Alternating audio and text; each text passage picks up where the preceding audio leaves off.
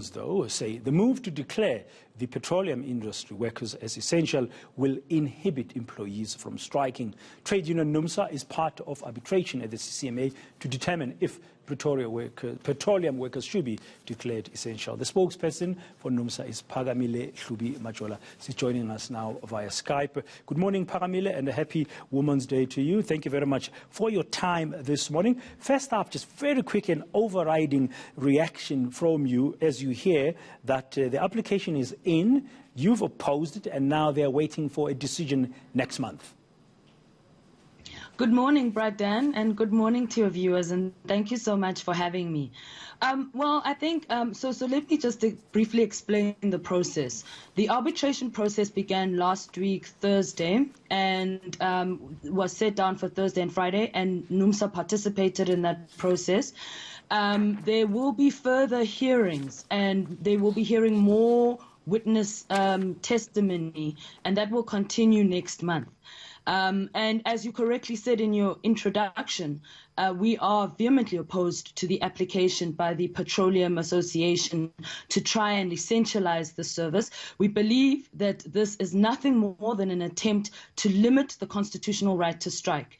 And this is why we are participating in this process in order to guarantee and ensure that workers do not lose this fundamental right. But in other sectors of the economy, as we know, Phakamile, there are essential workers as well, and they do go and strike, but on the days of the strike, there's a limited labor service that is present.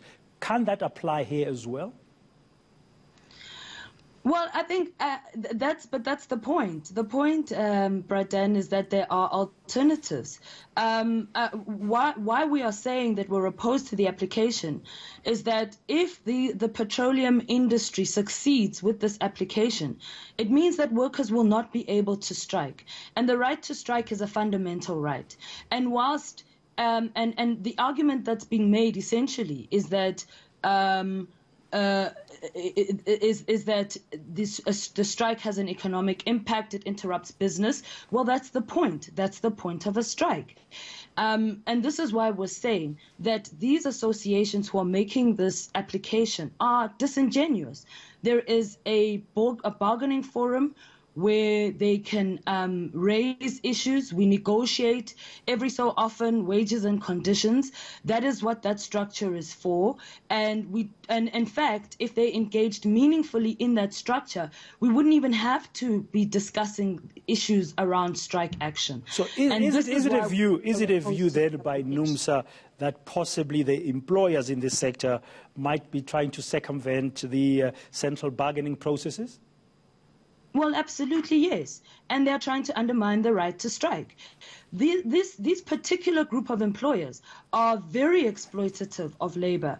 We're talking here, they are trying to essentialize the entire value chain of the fuel making process, and they've made submissions to the ESC that that entire value chain needs to be essentialized, and that workers in that sector should not be given the right to disrupt services by withdrawing their labor.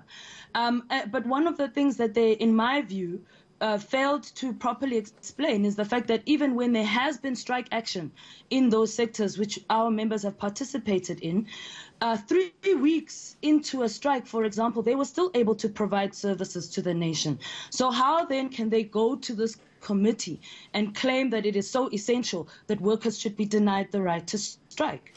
As far as we're concerned, they are simply trying to circumvent this hard-won right, and we will do everything in our power to defend it. In your view, none of the aspects of the whole value chain of the petroleum industry, I'm talking about the production, the transportation, the distribution, and the pump services in the various petrol stations, none of that could be essential? Absolutely not.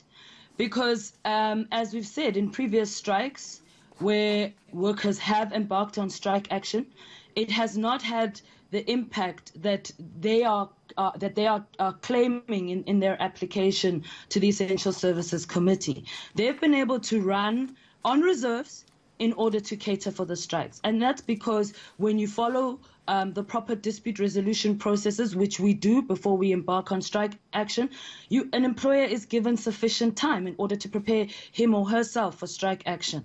There is absolutely no justification why workers should lose this hard-won right just because backward employers are not interested in negotiating meaningfully through bargaining structures that already exist to cater to that. We'll have to wait and see what the process will yield as it continues next month. Thank you very much there, Phakamile from Numsa.